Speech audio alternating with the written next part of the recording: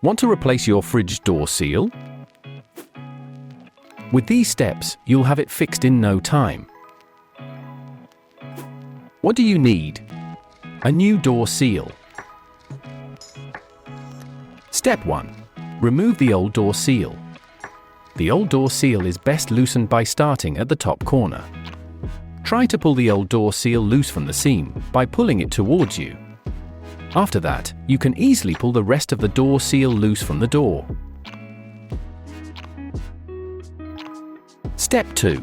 Place the new door seal. Start by placing the new door seal in the top corner. Press the new door seal firmly into the seam and make sure it is firmly in place. Work from this top corner to the other top corner. First, make sure the top corner is secure. Then go down along the sides and press the door seal firmly all over the frame.